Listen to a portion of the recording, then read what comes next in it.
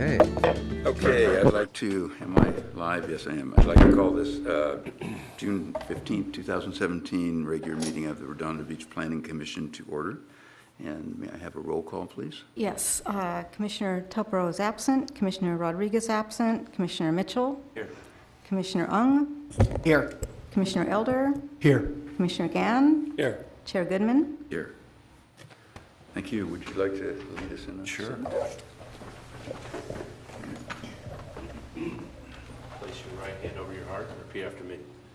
I pledge allegiance to the flag of the United States of America and to the republic for which it stands, one nation, under God, indivisible, with liberty and justice for all. Do we have a mic person back there? Turn the volume down a little bit. I'm getting a lot of feedback. It is a little loud.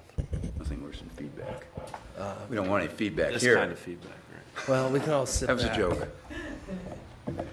See, if I had the tip jar out, I probably could. Okay?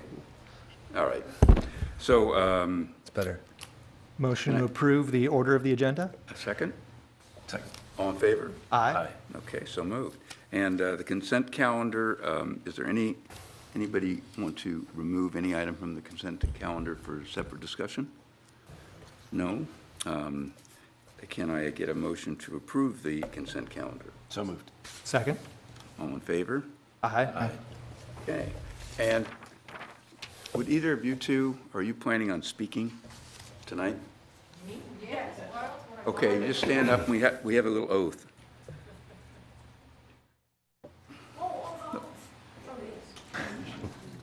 So do each of you swear or affirm that the testimony you shall give shall be the truth, the whole truth, and nothing but the truth? Yes. Thank you.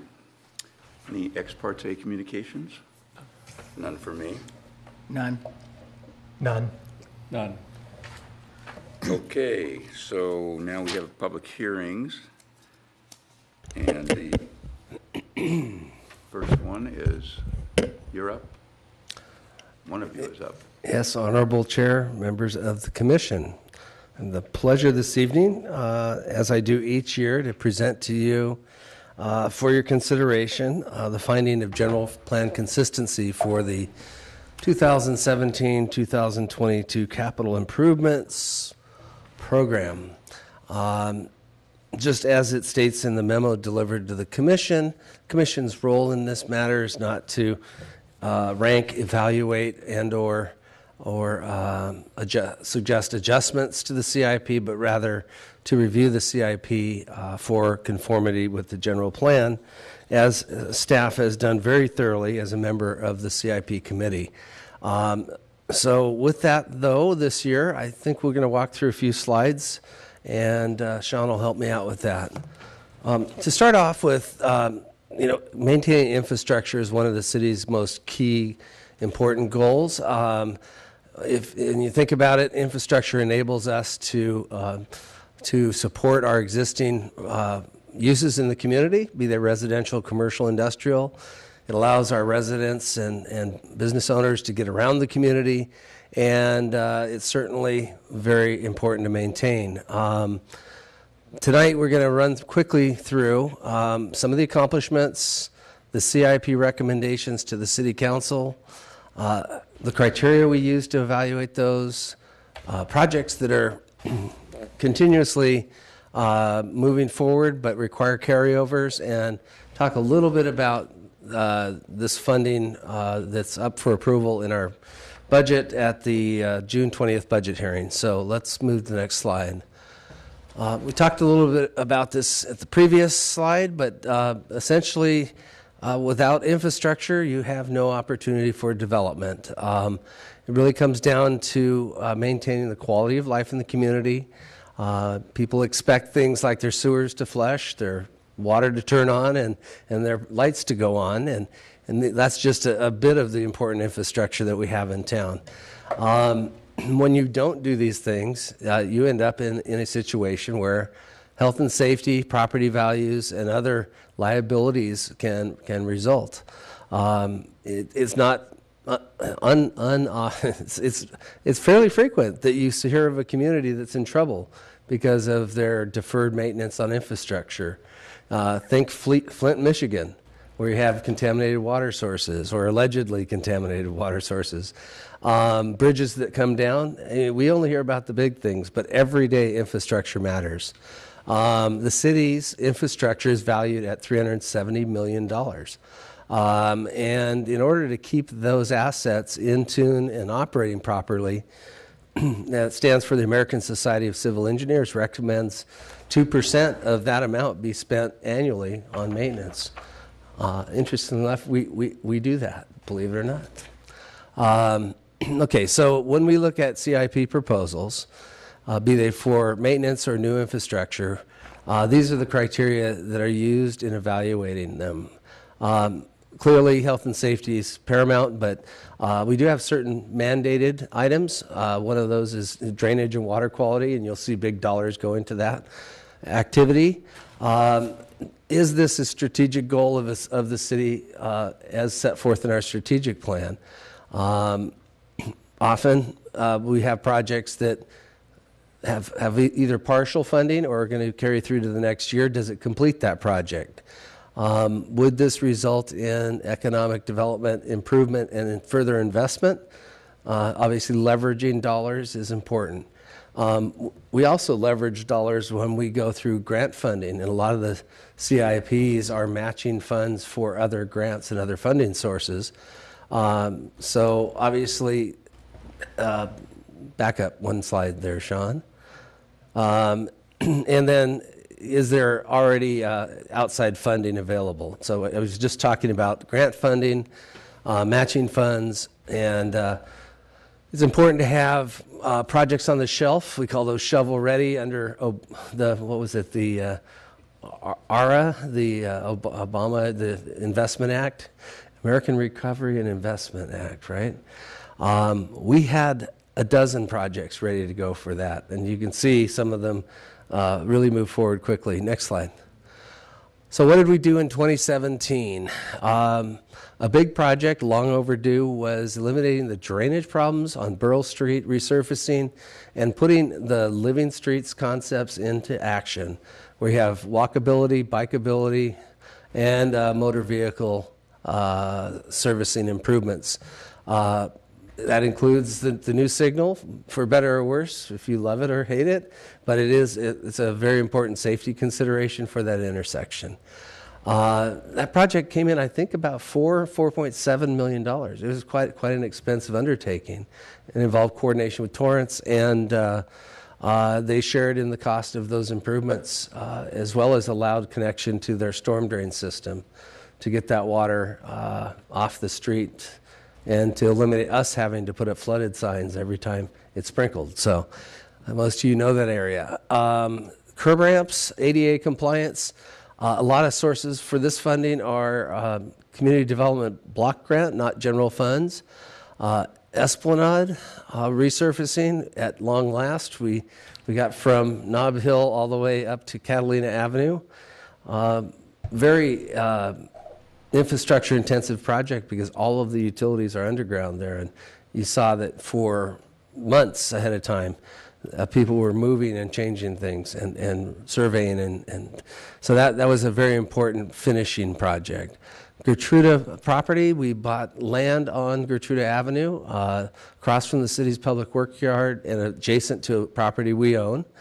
That just sets the stage for what's now a really undersized public works facility to kind of have room for equipment and other needs that they just don't have there. It also helps with the loss of the public works area at the Verizon site up by 405 as the transit center moves forward. Let's see, Marine Avenue. Believe it or not, Marine's not done. If you've driven down it, you may think that's a finished street, but it is, in fact, just the second layer and lacking a final wear coat on the top.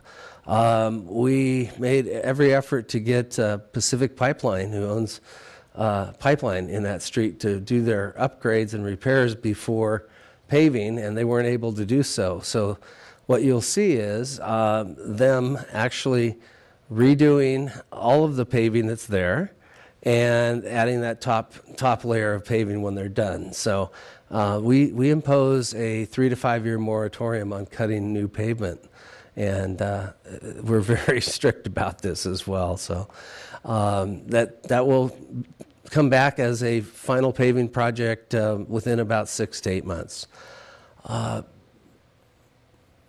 Police department, I don't know if you ever saw them huddled in their report writing trailer in the back lot, but they now have some nice improvements, and we made some improvements to comply with laws on juvenile detention. Performing Arts Center was having singing in the rain every time it rained.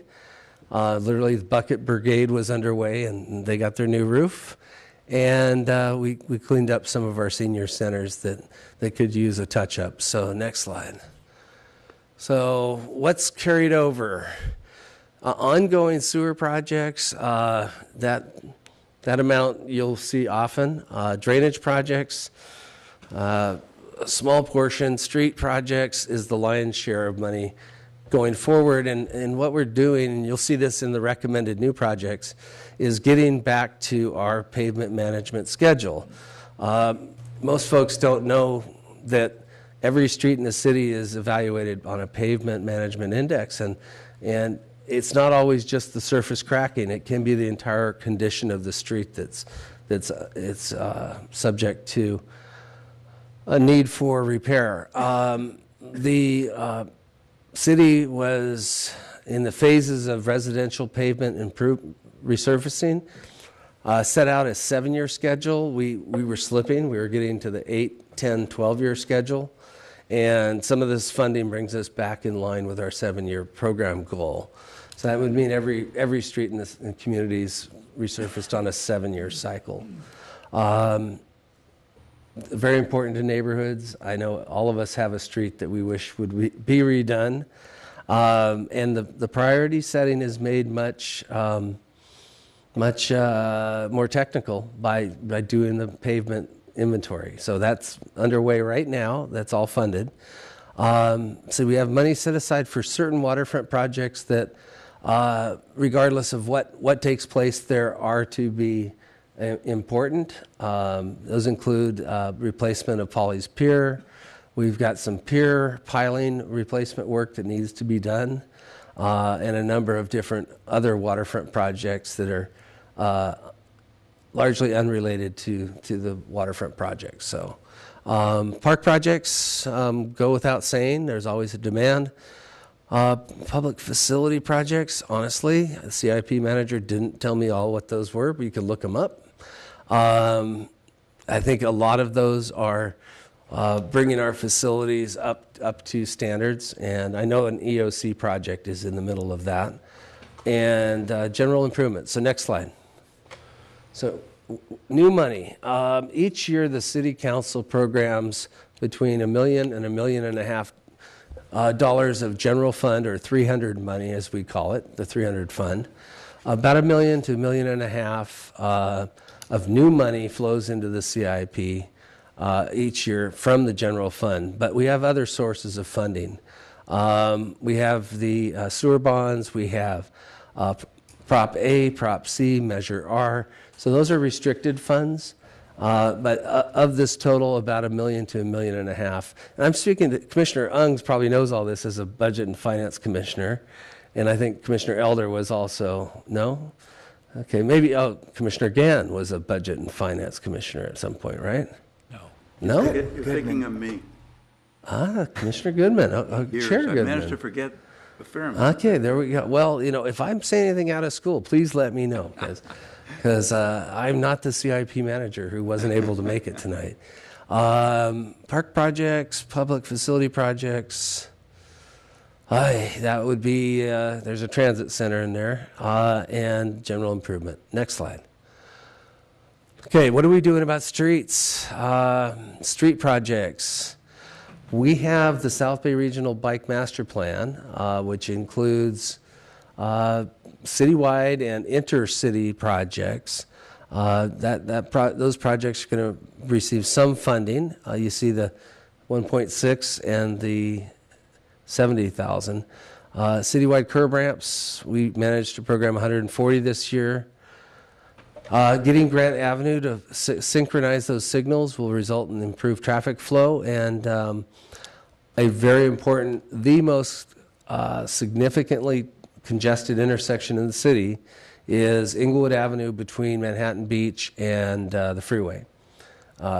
I don't go there. It doesn't matter what time, I don't go there. But I'm not saying everybody shouldn't go there, but right now what we have is a situation where City of Lawndale, in partnership with Redondo Beach, have funding to implement a southbound right turn lane and additional through lane project, which will greatly relieve the congestion at that entry point to the city, to our city.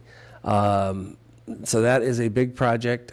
You'll probably see next month on your agenda a project that provides some of the dedication of that land, were it to be approved, that makes the implementation of this possible. So kind of a reverse order thing, but it's nice to have the money come before the project, so that shows you can really accomplish it. Next slide. Street improvements, Inglewood Grant. Okay, that's, you know you've been here a while when you see Inglewood resurfacing and you scratch your head and say, didn't we just do that? It's been some time. Median renovations, key entries. Here we're looking at an important entry to the community. $100,000, North Redondo Beach commercial streets. Those are streets that is Doolittle and Marianne. Some of the Northrop entry drives there are public streets, and they are disintegrating, so those are important. And money to advance residential street rehab, and Torrance, Francisca. There you have a very odd signal that only signalizes the Torrance traffic, but not the cross traffic. That tends not to be a good situation. You can imagine why, but that's to fix that problem. Every year we get a lot of requests from the residents about traffic calming, and this money is traditionally set aside for not only humps, but some other more creative ways to slow and deter neighborhood traffic. Next slide. This is money down the drain. Literally, we have certain orders under our MS4 permit, the master permit. 3 South Bay cities are involved in that and pooling resources, but our city's contribution to these projects is, as shown, over $1 million. So next slide. This is making things go uphill that shouldn't. The Ringe Pump Station, with our city's topography, I think we have, I want to say 12, but just about 12 pump stations in the city, lifting water and other stuff that doesn't generally flow uphill. Really important that they work, because when they don't, you'll know it. So next slide. Waterfront, talked about dredging. That is the design phase. We need to dredge the harbor every 10 years. It naturally, the littoral drift fills it in with sand. We're at 12 years right now, so it's high time to get moving. You may have seen a discussion at the first council meeting about the sport fishing pier and the need to either do some immediate major repairs to the tune of $4.5 million, or no, $450,000, or look at funding the replacement of the pier for about $4 to $6 million. And so there'll be a decision made as to whether it's worthwhile to shut down, rebuild, or do a patch. And so that's a decision that's out there right now. Our recommendation is to replace the pier in kind, not to spend essentially good money after bad. So next slide. Henderson Park, nothing to say there. North Redondo bike path. Just the idea of, it's already a highly used walking path. There are areas that lack amenities, lack landscaping, lack irrigation. Those are monies to improve our highly used parks that people are asking, why can't we do something better? So next slide. Let's see, common facilities. I don't think any of these are jumping out as a major thing, except for the transit center project, which I would say has been at 99% plans ready for bid for quite some time. Just today, I was in a meeting on the final documents for readying the real estate transaction to make that happen. So we're getting closer. I don't want to tell you when it's going to start, as I don't want to be said, well, you said that. So next slide. Looking ahead, we have Burl Street plan improvements, Inglewood resurfacing, we talked about, Dominguez Play, Morgan Sewer, and then way out is the seating for the Performing Arts Center. I don't have any costs yet on those things. Next slide. So each of these CIP projects has a direct tie to a general plan goal or objective. And all of them have a tie to the general plan objective of improving and maintaining the city's infrastructure. So there's no doubt that these projects are consistent with the general plan under at least that one goal, which is keeping your infrastructure maintained and intact.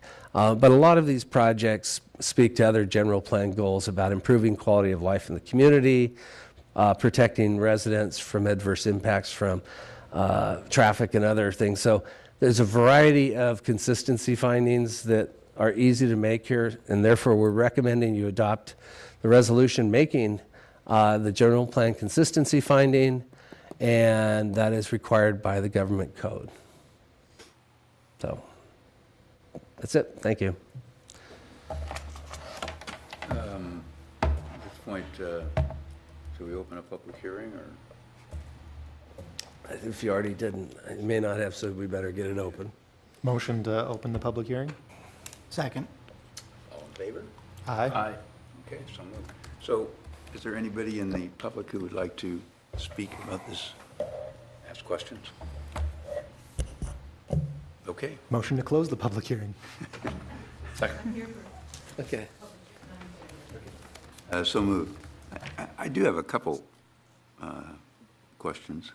I mean, they're not directly related to recommending approval, but I'm just curious on the dredging. I think it was like a couple years ago they dredged the marina and they dumped a bunch of sand here offshore. Are we going to do that, or is that a completely separate thing to try to expand the beaches? Absolutely. The sand will be tested, and we did receive one comment from somebody from Surfrider or Heal the Bay that the last time we dredged and stockpiled and then pumped the sand onto our local beaches, that there was some amount of plastic, trash, and other debris, and they asked that we better deal with that issue Right. of debris. But the sand's tested for suitability and contamination and all other factors before it's placed in a public beach location. So, Assuming that's okay, who decides where it goes? I'm just curious. you know, Our sand, so. largely the Army Corps of Engineer decides on where the beach nourishment is most needed. There's a lot of agencies that are looking at this, but our problem is we have a submarine canyon right offshore that's 2,500 feet deep, like 150 feet from shore or 200 feet, and a lot of our sand slides into the canyon. But it's still important to get it up on the beach to protect, for recreational purposes and for beach protection. Right. So some of it just moves a little ways offshore in the winter and then comes back in the summer. Right, So. right. Good. Also, just a question on the Inglewood and Manhattan Beach Boulevard improvements. Is our intention to acquire part of the land of that what used to be a gas station there? It is, and we've received an offer of dedication for right turn lane at that location. Would that preclude that from being a gas station in the future? Do we know what the plans are for that property at this point? It'll be on your next month's agenda, so we won't talk too much about it. Very good. All right, thank you. That's all I had. Commissioner Mitchell? Well, certainly I know that there's a lot of important work that's being done, and one thing that's a little more intangible, actually it's very intangible, is, at least with our eyes, is this notion of the sewer system. And I certainly know in the beach cities, we have an aging infrastructure with our sewers. And that said, I wanted to make a comment that I know that this is one of the more important areas of our capital improvements, and maybe one or both of you can just touch upon how important it is and integral to what we're doing, and just share a little bit about what's looking to be done also in the long term, because I certainly know you guys have a system down pretty well, where you know with the monies that you have, the areas that you need to focus on right away and immediate. And, you know, there's times where there's things that are a little bit further down the road that may end up being problematic in the immediate. So, anyway. Absolutely, and it is amazing. I've been around for 2 sewer condition studies. One was the Kennedy-Jenks study, and then the most recent one. And they actually camera CCTV the sewers. They test them for any leakage. They identify, and you know, there might have been 50 or 60 hot spots, as we call them. Either be a sag in a pipe that over time, or even a crack or a break. They've done all those first. I mean, all that work is done priority 1. Then you get into areas that either have require more frequent maintenance, and advance those areas that routinely get in trouble. You might remember that we had a small neighborhood on Camino Real that came in and said all of our sewers aren't there. They all connect to one sewer that's half a block away through one person's pipe. That issue's getting fixed, because they all have a right to connect to a sewer that's reasonably near their property. I'm just amazed that engineering does such a good job at planning and implementing. First, it was the tree roots are one of the biggest sewer problems we have, and they did a tree root abatement of the entire city, or those neighborhoods that had trees where root inundation was taking place. So they really managed the sewer as any other piece of equipment. You maintain it, and it works well for you for years. And this is one of the more important things. I mean, and last thing I'll mention, you can touch upon it. If in fact something that we don't want to have happen happens, and there is a sewer break, I mean, it's a lot of money, right? And so we've been pretty lucky recently, at least. It's been a while, I think. It's very costly, I know, when something like that happens, and it creates a lot of havoc as well. But Absolutely. You know, our pump stations are aging, and those are big ticket items. And they need to be sized for, you know, any future development needs to be thought about when you build and design them. So we for the Portofino station, there are 2 stations in the harbor. The actual design of those is kind of depending on the future build out of the area, and so you design them to support any future capacity needed. All of them are redundant. In other words, if one pump goes, another one comes into play.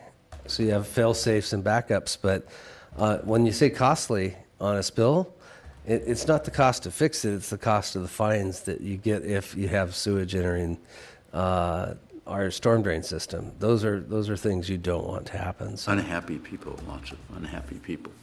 that too. I don't know, did anybody hear the results of the beach report cards? There was an announcement. We can talk later offline about that, but I know they released the grades this morning. I wasn't able to watch the broadcast. We'll have to look it up later. But I'm just curious, because Redondo has done a ton of projects to improve our stormwater, our low-flow stormwater, and keep our sewers functioning, or wastewater as we'll call it, really well. So we're hopeful we're making. Didn't we do a big sewer project, floated a bond to do it about 12 years ago? We did the Sapphire Low Flow Diversion Project, and we did one that, The bond issue, as I recall.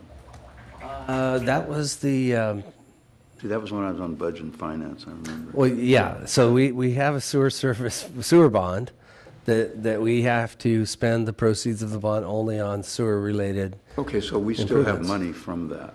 Yeah, we have recurring revenue. Yeah, And that's okay. at least a couple $1 million a year that goes into the sewers. And just one last comment question. So we had a lot of rain this past winter, an inordinate amount of rain. Did we learn anything from that? Because did we get out of it fairly decently, and are we, I guess, setting ourselves up for the next one? We're in pretty good shape. We had a couple of sinkholes. One is the old galvanized culverts for storm drains, street crossings. Those need to be replaced, and that's a pricey item. But a lot of those are from 1920s, 1930s. So we learned that some of our stormwater areas need some expenditures. As far as the sewers go, we're in great shape. There isn't, when we get rain, you can measure the infiltration, because you don't want rainwater in your sewer system. Some old cities used to use their stormwater systems as sewers, and we all know this, and some still do. They have commingled their stormwater and their sewage. We're fortunate to not have that situation, because you just can't treat that kind of volume of water. So we have a pretty great system, and it makes us attractive for people that want to not be saddled with huge costs when they come to town to try to invest, because you can't allow anything to happen if you don't have infrastructure. I do have one other question. I noticed on a couple of the waterfront projects are boat launch projects. And I presume that since lots of that is kind of up in the air, so they were construction projects too, that those are there assuming that somebody decides where it's going to be and approves it being constructed. Correct, and the cost of... Placeholder in a sense, the money's allocated for when we need to do that. Right, and so if you watch Tuesday night's meeting, which we can't go into great detail about, but from a CIP standpoint, whether the funding's programmed at location B or C, really largely the same costs Got it. and so forth. Yeah. Commissioner Rowan? Yeah, I just had a quick question, because I didn't, something that made the news quite often, maybe a couple of years ago, haven't seen it quite as often lately, have been water mains that break. And I wasn't, luckily, it hasn't happened. That at would be least too often. DWP, I think. Now, I was just kind of curious whether whether the city has any issues, and if so, whether it comes out of our, whether we have to pay for it. And I was just kind of curious, because I didn't really see anything addressing it. The delivery of waters is solely the responsibility of California Water Service, our water purveyor for the city of Redondo Beach and other cities. They have a system that is aging. We don't have many instances of capacity shortage, but age of pipe. We're able to deliver the amount of water, or Cal Water is able to deliver the amount of water that the community needs.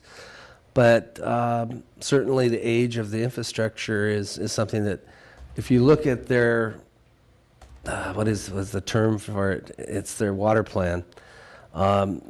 You'll see that there's a growing need for accelerating their replacement, as much as we have here.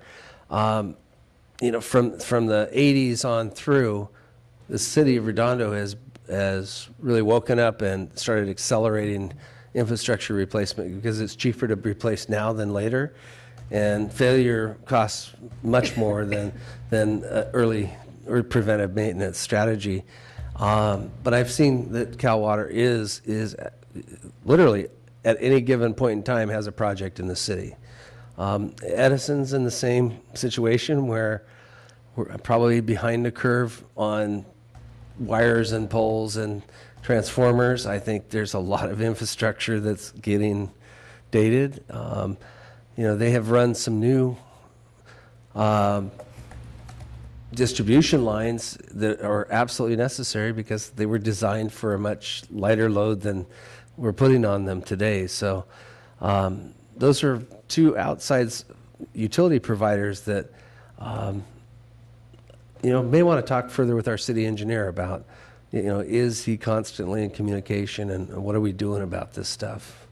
And now that you mentioned Edison, we have a number of, I guess you can go out in the streets and you can see all the street lights that have the nice LED lights are city-owned. And then, back when I was on the Budget and Finance, the question always came up, well, gee, how come the other ones, haven't changed? And it's because Edison owns those street lights. And is there any sort of way, I think Manhattan Beach went and bought out the Edison-owned street lights, whether any consideration has been given in doing that? Absolutely, and the biggest issue is the tariff that's set by the PUC.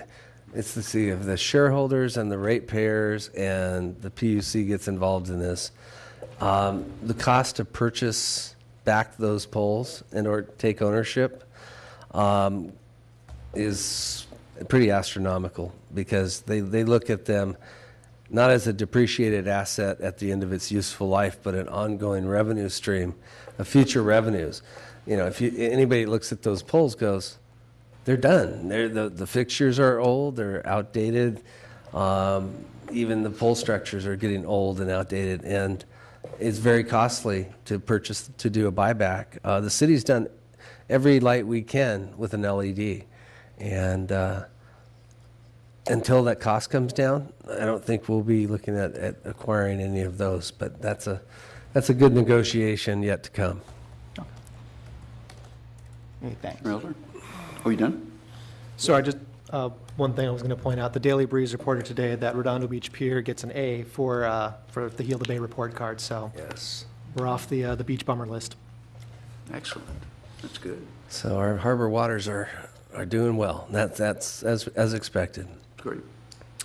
Any other questions? So would somebody like, Motion to. he said he wasn't going to be here, so I guess you're looking at Tom, Yeah. like he hasn't asked a question. Okay. It's okay, Tom. Would somebody like to make a motion? Motion to make Resolution 2017-6-PCR-005, a resolution of the Planning Commission of the City of Redondo Beach finding that the proposed 2017 to 2022 capital improvement program is consistent with the adopted general plan of the City of Redondo Beach as required by Section 65401 of the California Government Code. Is there a second? Second. All in favor? Aye. Okay. We close public hearings. We so frequently forget that. Okay, so that is it on our new business. And now we have public participation on non-agenda items. I suspect we have two people who would like to say something, so you guys work out who wants to be first. Motion to open public hearing. Second. All in favor? It's not a public hearing. It's Oh. just Yeah, it isn't. Public doesn't, sorry. Yeah, but you can never be, because we miss it so many times, so thank you. Okay, my name is Holly Osborne from North Redondo, and I want to address a very particular item in the 2017 Housing Element Plan, which I believe you guys accepted right for filing last time. Anyway, specifically, it's the subject of mixed use on Artesia Boulevard as discussed on page 89. Okay, and what it says is, this site encompasses 25 parcels. Some lot consolidation is anticipated in the future. And then later it says, this area can be developed to include existing and new uses.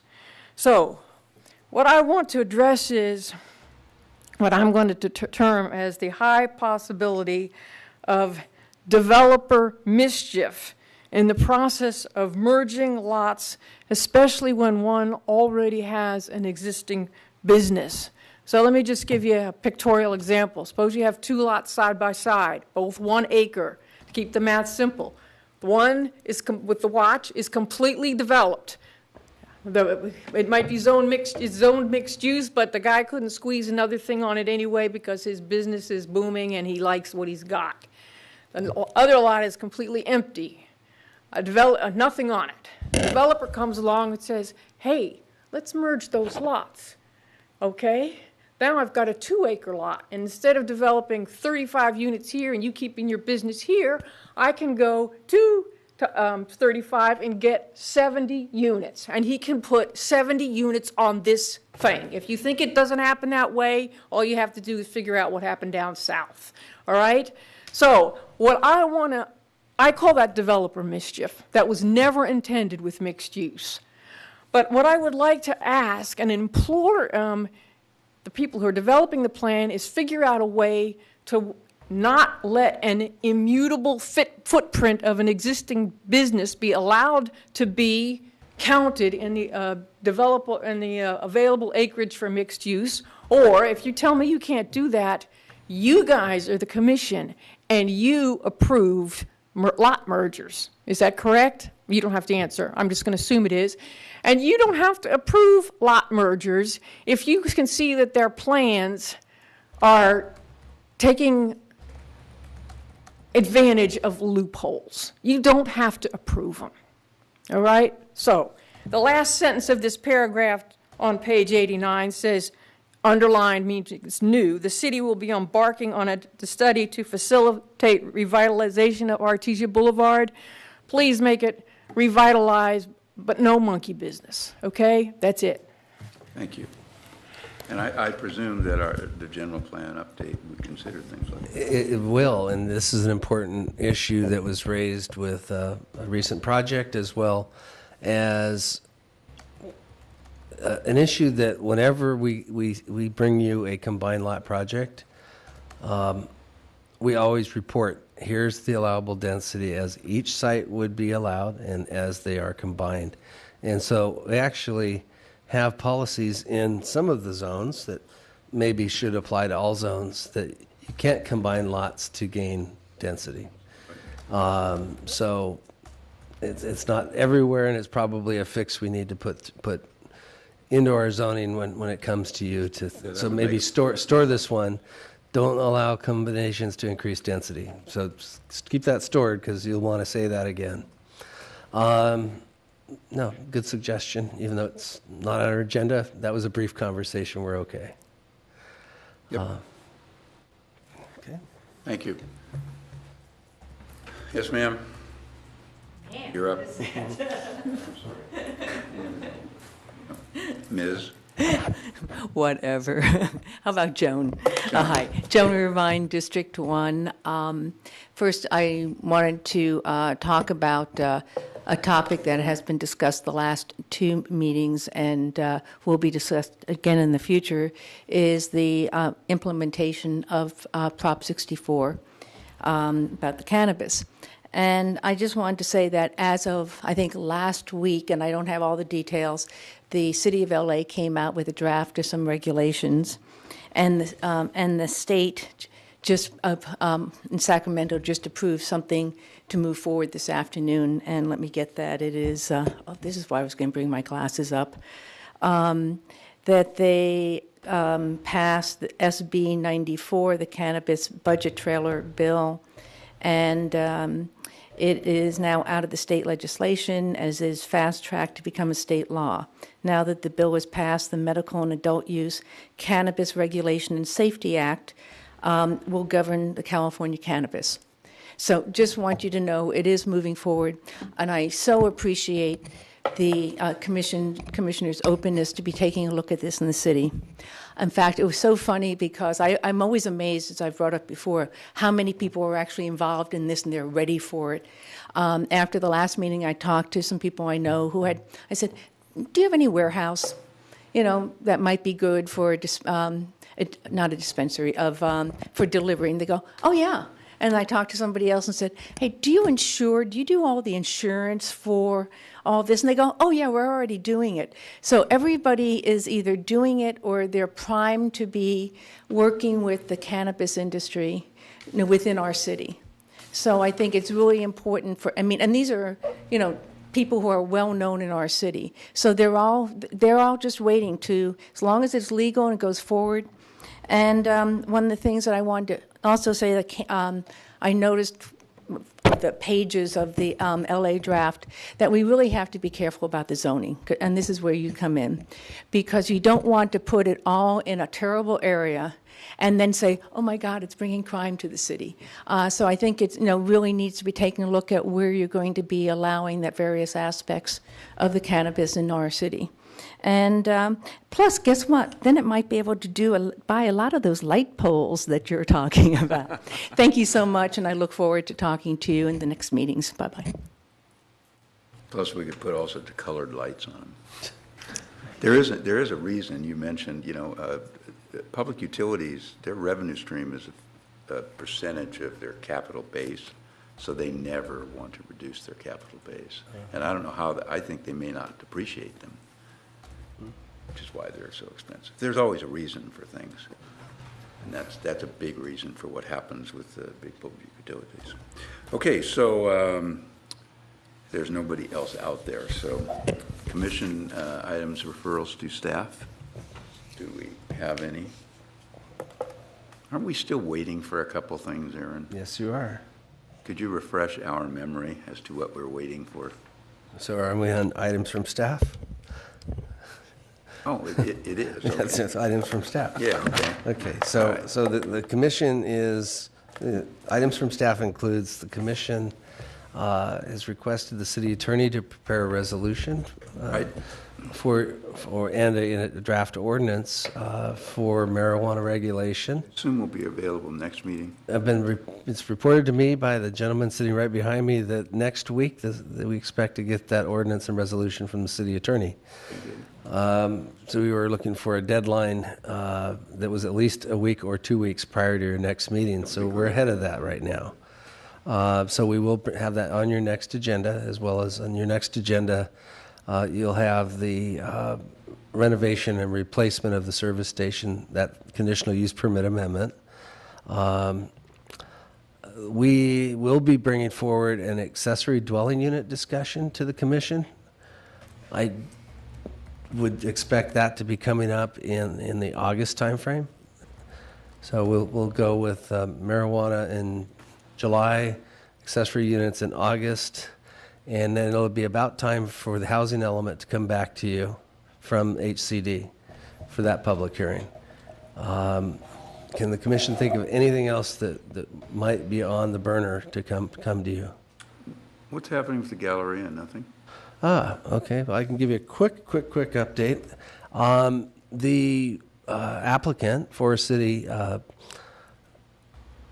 has decided that the project start date and construction time need to be changed, and actually changed, which does alter the EIR and is going to require 4 to 6 weeks. And that was 2 weeks ago. So we're probably 4 weeks away from public release of the draft EIR. But simply changing the start construction date and the length of construction flows through the entire document. So that's what we're doing right now. Okay. So look for that within a month. And then we'll get busy. We'll do the public review, 45-day public review and hearings, comments, response to comments, and so forth. It's coming your way. We thought we were ready a month ago. So. Well, yeah, everything takes longer than you think, doesn't it? Anything else from anyone? Just one thing. I've had a couple discussions with our new councilman in District 1 regarding enhanced striping on the intersections of Avenue F and Avenue C in Catalina. The enhanced striping exists at Esplanade and Avenue C. It exists on Esplanade and Avenue F. It exists on Avenue I and the Esplanade. And one of the things that he requested of me, which I was going to ask you, but if you guys could just give him an example of enhanced striping, what it looks like. Think of it as the Abbey Road or the Beatles crosswalk, international crosswalk. It's high visibility striping. Think of it as the ladder striping and special paint. It drastically improves pedestrian safety just from a... For some reason, just lately, we've had if there's cars stopping at the stop sign, you cannot cross in the crosswalk.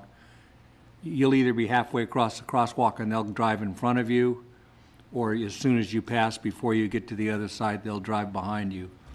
And I noticed that I went down to the intersection of Avenue I and Catalina that has the enhanced striping, and I watched it, and you don't see that happening. Yeah, vehicles are much more respectful of folks. But if you could get Niels an example of that, he asked for that, so that would be helpful. Okay.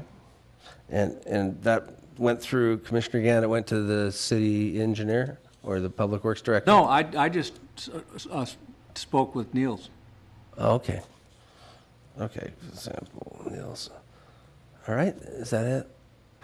Thank you. Okay. Anything else? Okay. Motion Anybody to... like to move to adjourn? So moved. Second. Okay, all in favor? Aye. Aye. Can't imagine anybody saying no. Thank you for...